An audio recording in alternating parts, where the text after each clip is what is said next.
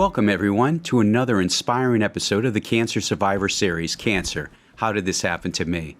Now, this episode is about a little-known treasure within our community. It has become a beacon of emotional support and financial assistance for cancer survivors here in the North Shore. Now, Grateful Friends is a nonprofit founded by two friends, Gwen and Lee, and incredibly, they both experienced a cancer diagnosis almost simultaneously. Now, as they navigated through their own cancer challenges, they looked for ways to alleviate the burdens of others facing a similar cancer diagnosis. Now, through their empathy, Grateful Friends was born. Now, today, we're honored to welcome Gwen Ryan, co-founder of Grateful Friends. Gwen will be sharing her personal journey through cancer, shedding light on the programs to provide vital support to adult cancer patients residing here in Essex and Middlesex counties of Massachusetts. Now, additionally, we'll explore some upcoming events that support their mission. Now, I'm looking forward to gaining Gwen's thoughts and perspectives on this impactful community program.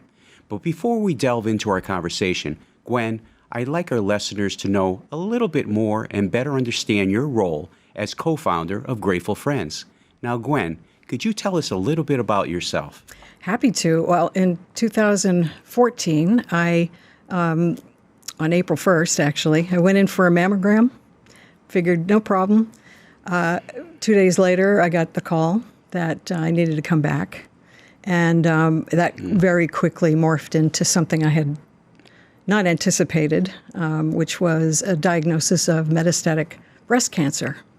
Did you explain metastatic just to our public so they understand that term? Yes, there are different stages of cancer, as you know, and 4 being when it travels through your lymph nodes into your other organs or bones. And in my case, mine went to my hip bone. We didn't discover that right away, but, you probably remember that phone call or the series of phone calls that you made to your friends to tell them. Yes. Well, I got the list, and then a phone call comes into me. I thought, oh, it's Lee, my dear friend who I met through BNI in Beverly. Oh, okay.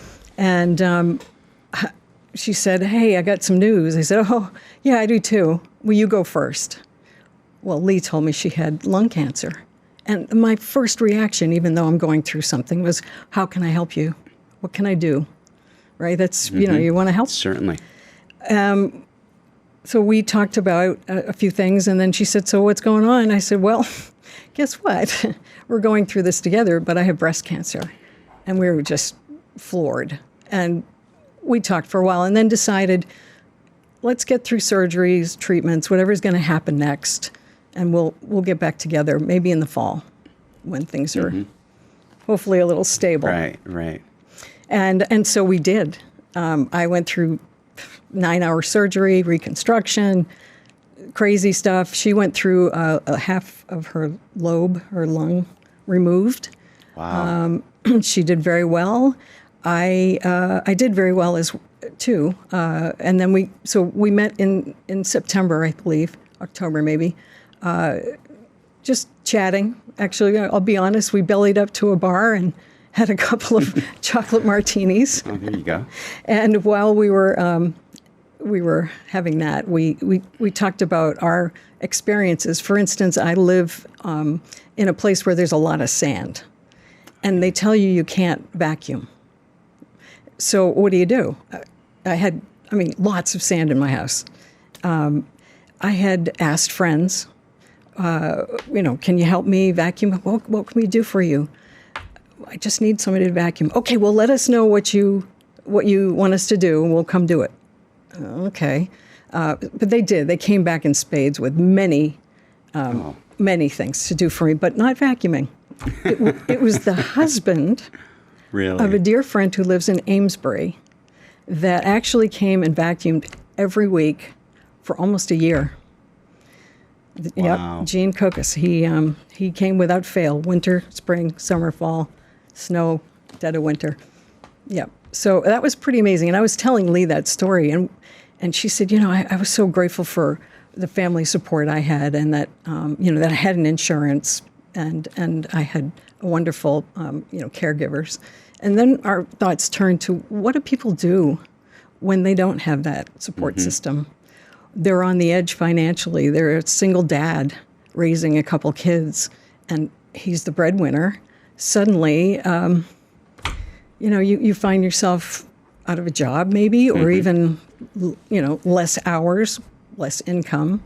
You still got to put food on the table. You still got to keep the lights on. You got to pay those bills. And sometimes, we thought, how can we help? That may be a key. So we're basically two cancer survivors who uncovered a need, a silent need, that financial struggle and joy, the lack of joy during a cancer diagnosis is especially strong for adults. So that's how we got started.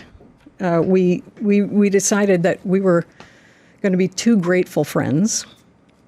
And who came up with the term? Just curious. Well, both of us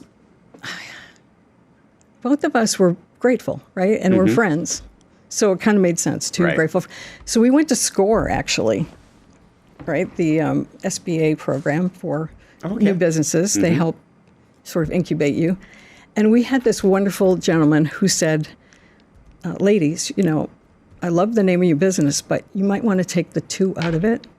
You got a lot of company out there, and this is going to be a community, not just the two of you. And so Lee and I right then realized this is not the Lee and Gwen show. This is about a community of people who want to help their other community get through a tough time, emotionally and maybe financially, and maybe both. Right. Yeah. So that's we started in 2015. We had a little setback. I got a reoccurrence of cancer, and Lee had shoulder surgery. So we kind of had to deal with our own personal situations, and then we regrouped and started raising funds and doing backyard parties and telling the story and getting these baskets created that we do. Yeah, I love that.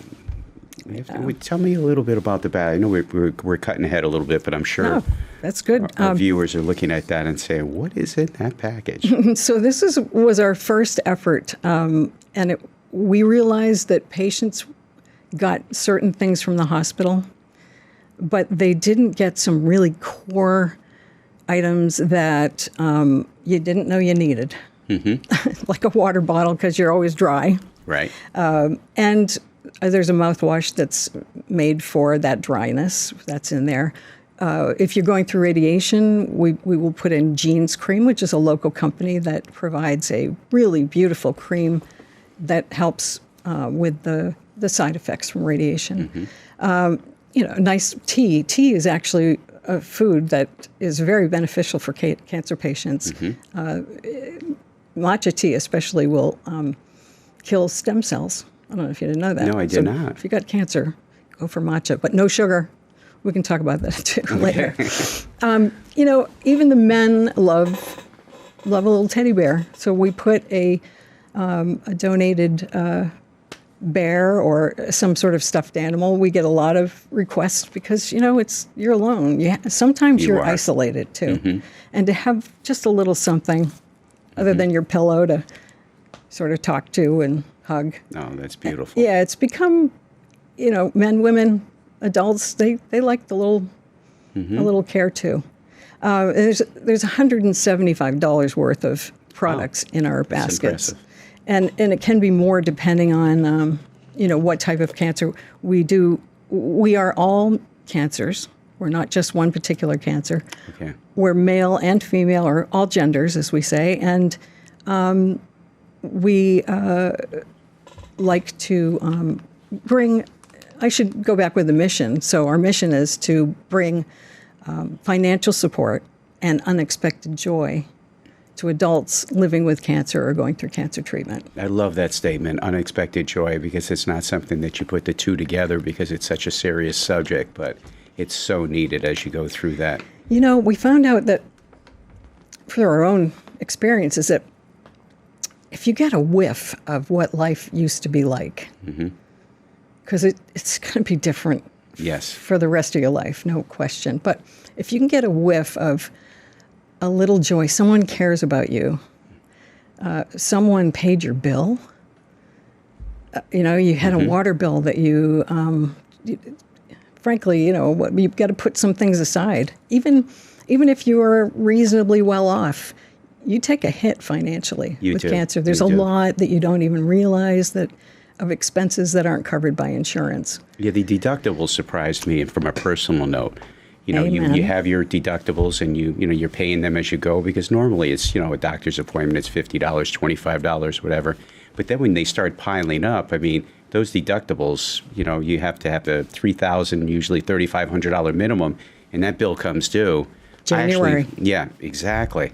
So I found out through actually the cancer treatment center that I was in Peabody, that the bank, Commerce Bank, there's no plug here, but Commerce Bank will offer a no-interest loan for a 2-year period. So you can actually take those deductibles and refinance them over a 2-year period. That's incredible. And, I'm taking notes for our patients. Oh, no problem. And that helped out immensely. It took the pressure off because, as you realize too, when your family goes through it just as much as you are, maybe not from the physical aspects, but certainly from the emotional stress and financial stress that it puts on. So every little bit, especially organizations like yourself that can provide that just a little extra to say, yes, somebody else is there for you, like you had mentioned, it's huge. It really makes a huge difference. It really does. We've done flowers for patients. Maybe they don't need a little unexpected joy, but that certainly is an unexpected joy, isn't it, when you get flowers? No doubt.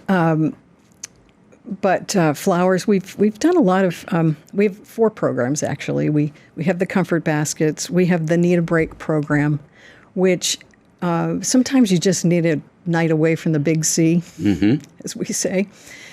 And so it may be a sporting event that you'd love to go to, or a concert, or you might want to go to the Northshore Music Theater or Shalom or the Cut for some cool performance, to get your mind off what's going on. And if you're feeling good enough, to go out and kind of put some clothes on that feel normal.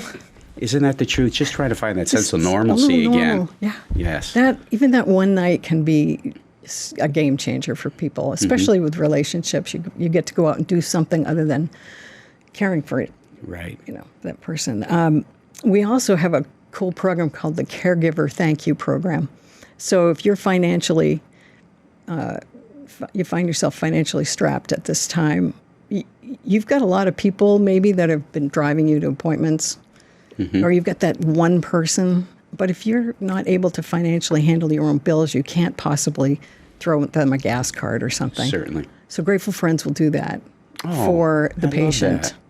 Mm-hmm. It's another relief, another little unexpected joy. Oh my gosh, I can give Joe, who's taken me, or in my case, Jean, who's vacuumed for me from Amesbury to Gloucester every week for almost a year. He deserved a big thank you. Fortunately, I was able to give it to him myself, but there are plenty of people that can't, and so we take that little side for them, and in the form of a gift card usually, and they can do what they want. In terms of the Little Peace of Mind program, that's the financial program. Okay.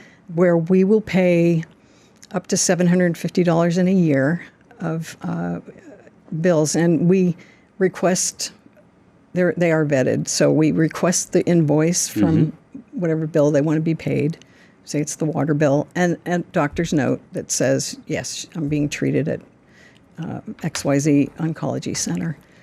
And we pay that bill directly to the vendor. Okay, great. So we know the money's going right to where they said they needed it. And oftentimes it can be car payment. It might be part of a mortgage or their rent. Gosh, we've done so many fun things. Probably one of my favorite all-time gifts we gave to someone was a woman in Gloucester whose son was graduating from high school and she couldn't afford the school pictures, his senior picture. Oh my gosh. Yeah, that'll make you. No doubt. It was one of our early ones, and we provided the money through our donors and funders. We provided that opportunity for her son to have those pictures, and she survived to see him graduate. So, And what a memento too to watch, to have that moment too, that's yeah. amazing. And to be able to drill down to what a patient really needs, that's really the fun part. We often don't get to do that. Sometimes it's just, we'll pay that bill, but that's what they needed. Right. I know we gave a woman who loved to read she couldn't handle her Kindle anymore, just holding it in her lap. So we found there's a book stand, and it will hold your book or electronic device in your lap, so that all you can do, just flip the pages. Oh, that's perfect. Yeah, it was great. She was floored. How did you think about that? Yeah. Right. Yeah. So those are the 4 major programs, and we haven't veered from them at all since day one. I don't know of it.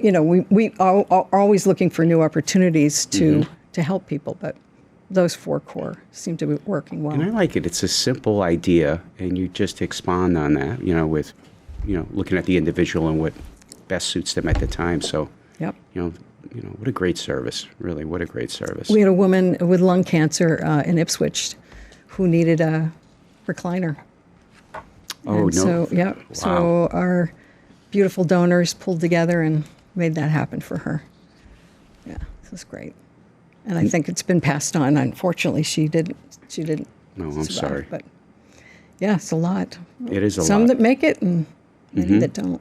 But at least they had a little moment of something Right. good. You made a difference, and you saw the smile in their face or their eyes or their family.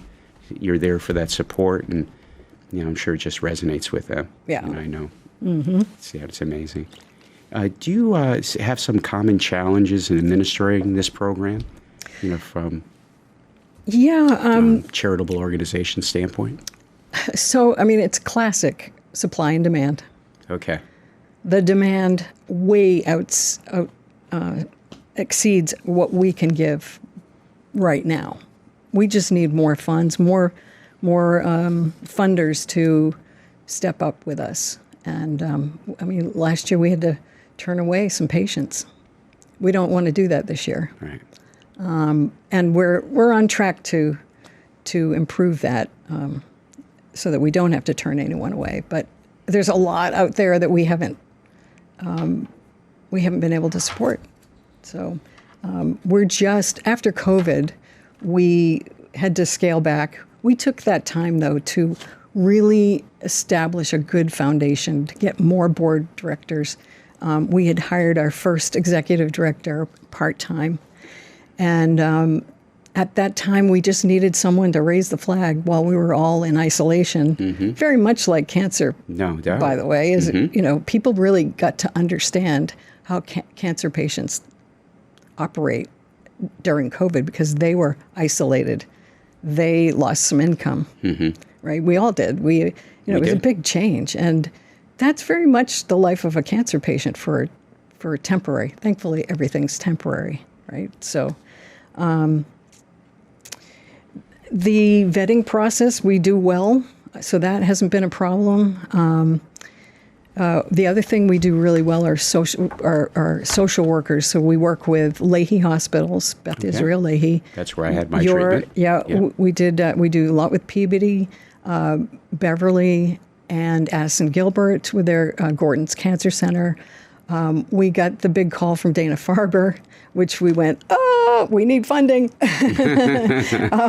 But we actually are now, I think this week, sending 8 baskets to Care Dimensions patients, too.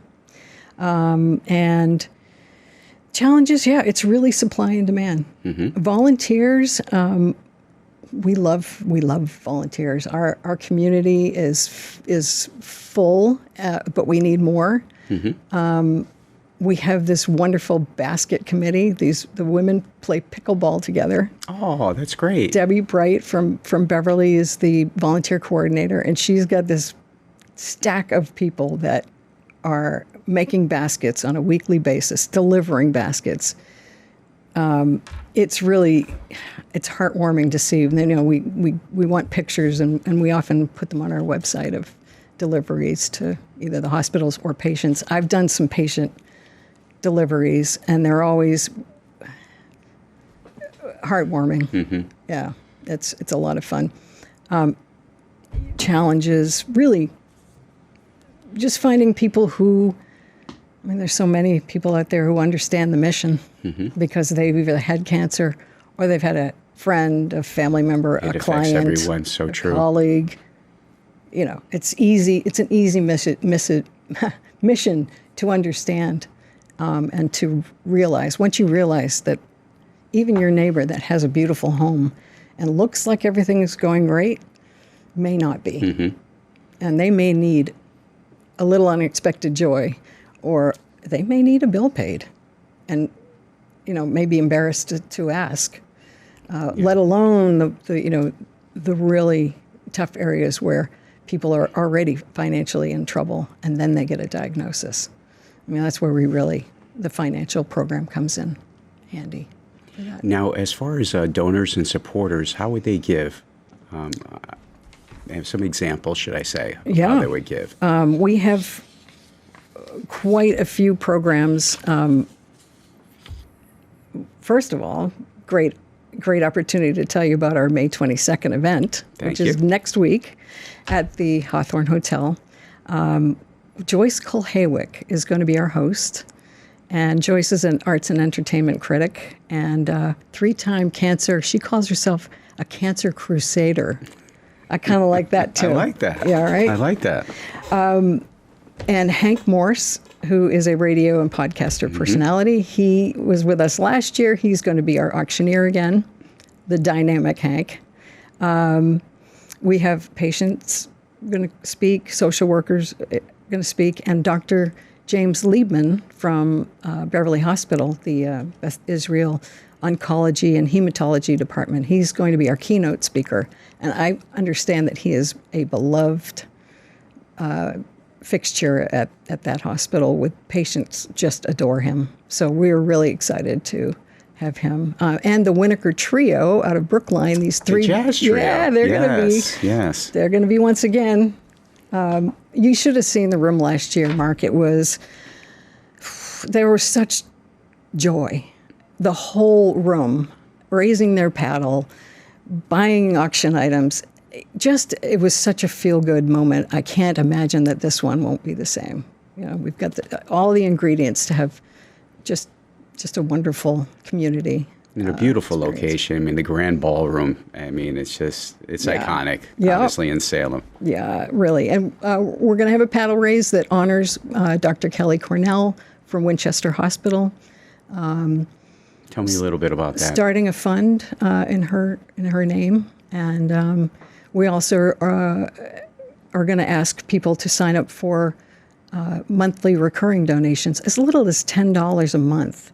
You can actually buy 144 lip balms for our gift baskets. If you just gave us $10 a month, you would touch 144 people. It's amazing. A lot of these items in here are promotional items, so we have the opportunities for companies to put their embroidery on the blankets. We have a really beautiful plush blanket in here. The lip balms, we've had people sponsor the hand sanitizers. Pretty much anything can be branded in this. And so it's a great way for companies to get involved too. And we do basket drives.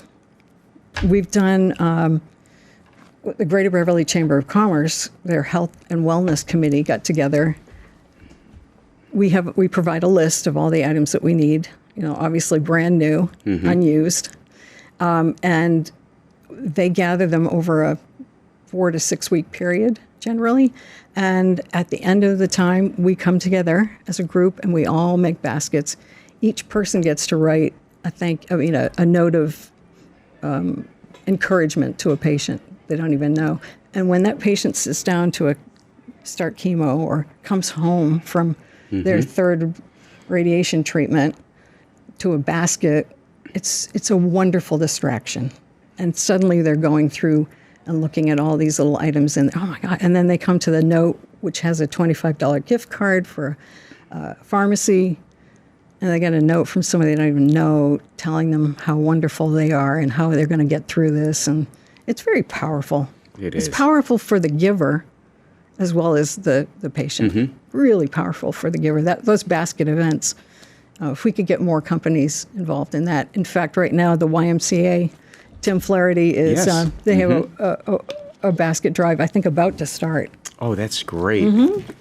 And as you know, I interviewed the YMCA and the Live Strong program, which you could tell us a little bit about because you actually attended the program, including the Cornerstone Initiative. I did. It was such an honor to be a part of the original Cornerstone group in Gloucester up at Cape Ann. But I believe we were allowed to come at the time to Beverly as well. So I did the PINK program through Beverly Y as well as the Live Strong program. With Live Strong, I was actually going through chemo. And I love to work out. Crazy, I know, but I do love movement. And I actually couldn't handle it during chemo. I had to stop. It was too much. I mean, but I shouldn't say completely stop, but definitely scaled back, I would imagine. I did the same myself. Yeah, I couldn't get down to the mail. Just halfway down, collapsing on the ground. I mean, I was a dish rag. I can imagine. Yeah. I can't imagine, actually. Yes. Yeah, it was a lot. And I was told I needed to be on treatment for the rest of my life. I had a port, and I went every 3 weeks. Actually, I had 85 chemo treatments. So this is 10 years later, and I got to tell you a quick story. I'm in Dana-Farber. I'm waiting to get my last scans. This is in March this year. And I'm like, oh, God, 10 years later, everything's looking great. But you get that scanxiety. Yes, you do. Well, I was doing great because I've been taking care. I've really been taking control of what I eat and how I nourish my body a lot more than I ever did. But I'm down in the depths of the parking garage with 15 minutes before I have to go in for my scans. I'm like, okay. So I flip through social media, and up pops a thank you note from a patient. Dear grateful friends, you're not going to believe this. I just got this basket, and you totally turned my life around. And I'm reading this as a patient, but as a person who started a program with a friend who actually had impact. And that note, I just said, okay, I'm good. I'm going to go into that scan and I'm going to be fine. And I was. But what a joy to receive a note like that. Isn't that funny? From a note like that, from an encouragement that you had sent to someone else, it rebounded right back to you, As a patient, it was pretty cool. Yes. I understand the value of unexpected joy. Right? And I know you do too. Yes, I do. Yeah. So tell me about any new initiatives that are coming up beside this fundraiser that you'd like to speak about and promote here? Right. Yes, we are really looking for thought partners, funders who will come in and work with us, not just give us money. Yeah, that's always great, right? But we love the ones who want to come in and actually guide us. We'll listen. We love to have that sort of input. So in 2024, we're going to be expanding our volunteer network, looking for a core group of investors who will maybe give $5,000 a year over 5 years. If we could get, say, 10 people to do that, we would be set up so that then we would be really eligible for some larger grants. And we can really start helping people on a larger scale. We currently, as of COVID, had to scale back to Essex County and Middlesex County. Now, they happen to have plenty of patients for us to deal with, and we need to do more, expand more out of Essex into Middlesex. Winchester Hospital is one of our, yes. Yeah, we do a lot with Winchester Hospital. They're probably right now our number one requests are coming out of there. We'd love to see Beverly and Gloucester bring more requests to us. But patients are finding out about us too, and finding the applications online. So you go in and apply through Grateful Friends, gratefulfriends.org. You can go in, look for how can we help, or, how can you give? So Okay. if you need help, there's an application. All the programs are explained. You print out an application. We don't make you jump through hoops. We don't need financial stuff. We do need to vet you that you are a patient and that you do have a bill that we're going to pay directly. So that's pretty much all we ask. And we make it easy. And I think the social workers really appreciate that because we're able to turn things around fairly quickly, where other programs I know can take some time. And again, we're all cancers, male, female, whatever gender, all adults. We recognize there are lots of programs for children and for research, but adults just are underserved in this category.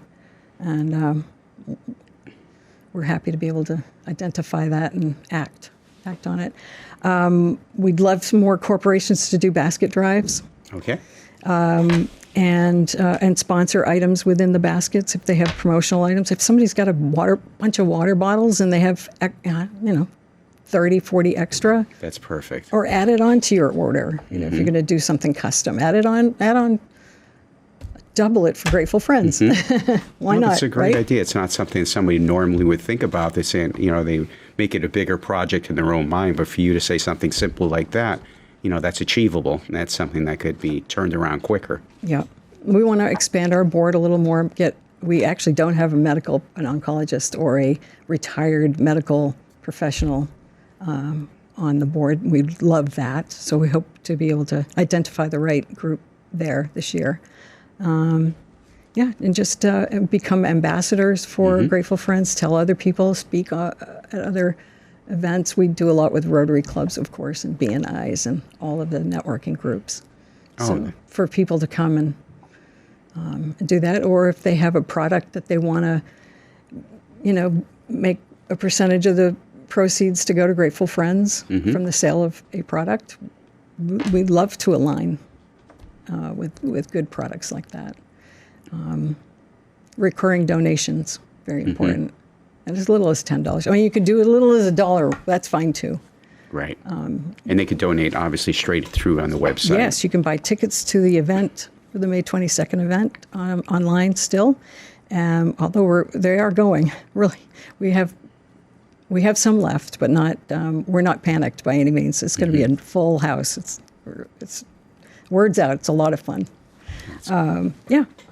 Now, there are other organizations like yours that you, should I say, cooperate with in pushing both your initiatives at the same time? Yes, definitely. As I mentioned in Y, doing the basket drive, we've got the Greater Beverly Chamber of Commerce that has been, they actually kind of got us off the map, or onto the map, I should say. The folks at the chamber, I spoke one night and they just rallied around Grateful Friends. Everybody understood because everybody's has been touched by cancer. Touched by it, exactly. The Iron Horse Funding, there's a little company that has done basket drives. Ambiance Hair Design in Rockport. Andrew Michael's Salon in Salem has done a basket drive. We work a lot with, I said, the Addison Gilberts and the Leahy hospitals. We have a group in Danvers called Caring Hearts United. These are women who they're like little angels, and they band together and find a small charitable organization to have impact. And I'm telling you, impact, within 24 hours, we had caps for our patients. Somebody had knitted a bunch of caps. We had blankets.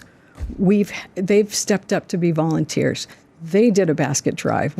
I couldn't make it, but they all met at Putnam Pantry to give us the basket for our upcoming event. We have a lot of auction items, and they put together a really nice basket for this.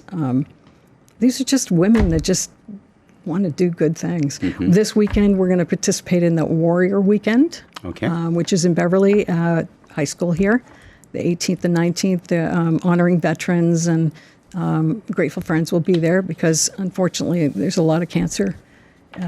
With the veterans, right? Certainly. Firemen and veterans, too. And we were fortunate to be with Danvers Collaborating. It's a group that put together volunteers and organizations one night and kids came through wanting to find out how they could get involved. Don't you love it when the kids get involved? Matt Schroeder, I mean, it was brilliant. And to have, if we could get a school to do a basket drive, how cool. Oh, really? I mean, because they're touched. I'm sure they are. I mean, they've had relatives that were affected by cancer, and they want to give, and they really don't know an avenue. So for someone like you to come along and say, this is the simple way for you to do that, that's just a phenomenal asset to the community. It really is. Yeah. And then the other collaborations would be for those funders.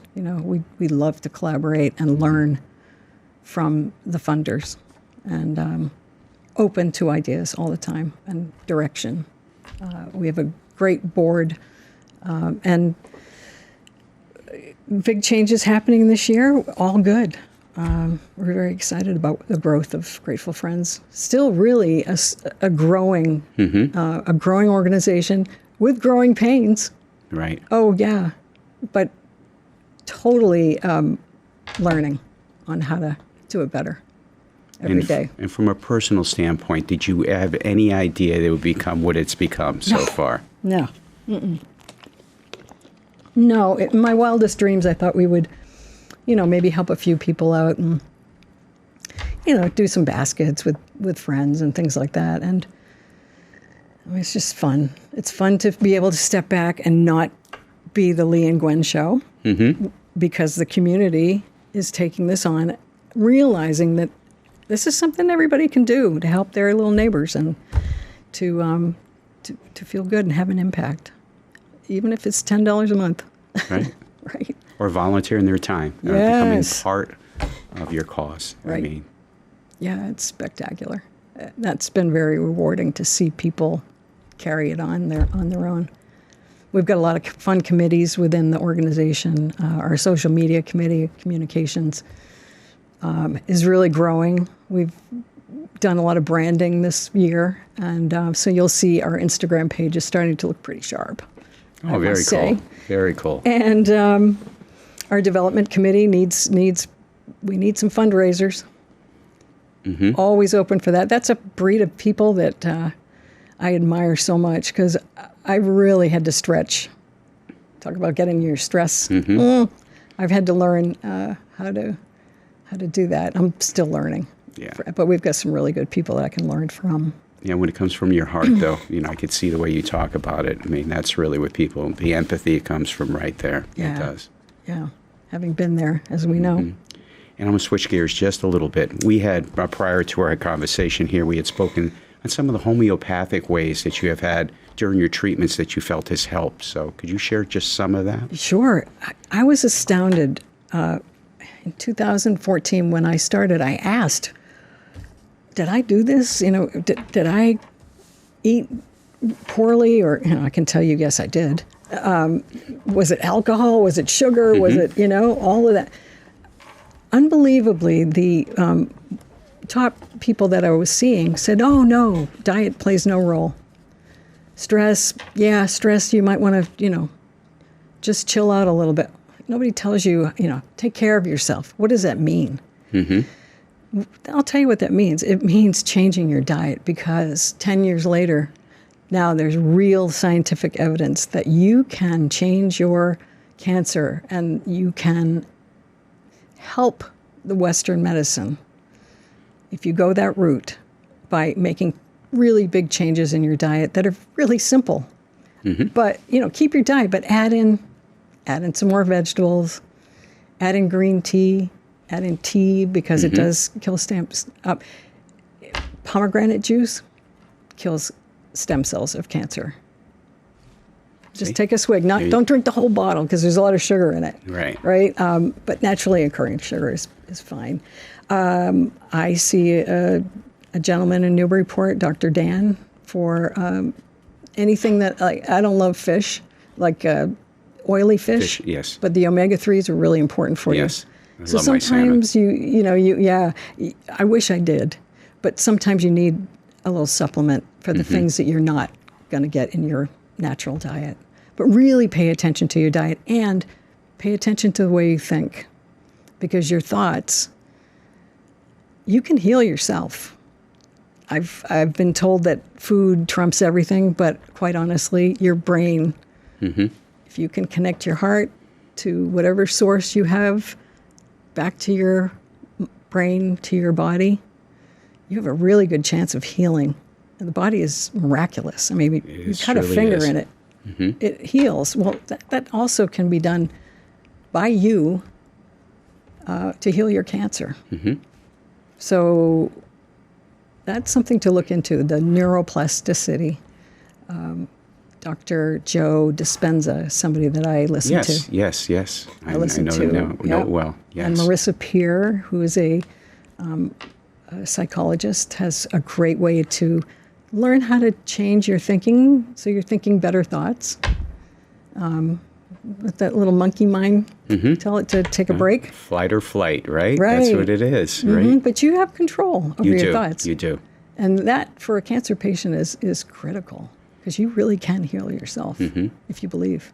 If you believe you can, you will. It's true. And you have to challenge yourself, too. I found out from personally working out during the course of my cancer treatments, that helped a lot to have that regimen and to kind of test yourself. And even though you weren't at your same capacities, just to have that ability to do it gave you so much strength in facing the day saying, well, I overcame that, and my mind was telling me I couldn't do it, but I did something anyway. So those little victories. Stage 4 cancer patient I was told you're going to be on Herceptin every 3 weeks. I had a port every 3 weeks for life. The rest of my life, I was going to get chemo in Boston every 3 weeks. I had 85 chemo treatments. That's just amazing. And I said, you know what? I think my body is good. I want to try this on my own. And to do that, I had to get my mind, my physical body in going. I lost 85 pounds over 4 or 5 years. Wasn't easy, but just changing things and trying, going through the Live Strong program. Right. Huge. And the Cornerstone and hitting the gym, but not going crazy, just keeping moving. Even at the times when I was debilitated from chemo, I'd turn on some music and get my feet moving and my hands moving. And friends would come over and do that with me, just so that you got to move. Yeah, you do. Have you to. Really do. Yeah. So it's, there's certainly a lot of information out there in the alternative medicines, and a lot of it's very good. Just go with the science-backed alternative. Yes, I agree. Yeah. Right. Dr. William Lee is a wonderful physician who has written a book called Eat to Beat Disease, not just for cancer patients. You've got thyroid issue. There are foods you can eat that will help control that and turn you back. If your body got yourself into it, this situation, whatever it is, your body can get yourself out of it too. So, yes. Healing. Yeah, I love that. Love that perspective. Yep. So, do your education and. Right. Constantly read on different subjects in relation to that, and there's always a little nugget that you come out with. I agree on that totally. Yeah. It's kind of the joy in this crazy diagnosis. Meeting like-minded friends and. Thank you. And then doing good things. When you get out of your cancer head, that moment when you realize you're not going to die, so you better start living. That's a big moment. And I think most cancer patients go through that are going to survive and have healthy longevity. Right. Yeah. And as you well prove, thinking outside yourself, having empathy for others, that's healing in itself, just to kind of take the focus off you personally and to refocus yourself on all these great initiatives that you've done over the years with this. So I just really wanted to thank you for taking the time here to do this. This has been great. What a joy. It's been a great episode. I knew this was going to be fun. I know it was, too. And it's really a pleasure to meet you as well. Oh, thank you, Mark. So now, before we wrap up today, a huge thank you to Gwen Ryan from Grateful Friends. We deeply appreciate her candor and openness about her cancer journey and for shedding the light on these vital programs supporting adult cancer patients here in Essex and Middlesex counties in Massachusetts. Now, don't forget to mark your calendars for their upcoming Spring Gala. It is being held on Wednesday, May 22nd from 6 p.m. to 10 p.m. at the historic Grand Ballroom at the Hawthorne Hotel in downtown Salem. Trust me, it's an event you won't want to miss. Now, to our amazing listeners, thank you for tuning in. Your ongoing support means the world to us. And if you enjoyed today's episode, please consider subscribing, leaving a review, or sharing it with someone who might find benefit from this information. Now, we have some interesting topics we'll be discussing in the coming weeks, so please check us out. And if you have any suggestions for topics or guests, please feel free to reach out to us via my website, 50plusstayingrelevant.com, or on social media. And until next time, take care of yourselves, and thank you so much for listening. Now, the information provided in this podcast is for general informational purposes only. It is not intended to be a substitute for professional medical advice, diagnosis, or treatment. Also, seek the advice of your physician or other qualified health providers with any questions you may have regarding a medical condition. Never disregard professional medical advice or delay in seeking it because of something you heard on this podcast. If you think you may have a medical emergency, call your doctor or 911 immediately. Now, the views expressed here on this podcast are solely those of myself and do not necessarily represent the views of any affiliated organizations. Thank you for listening.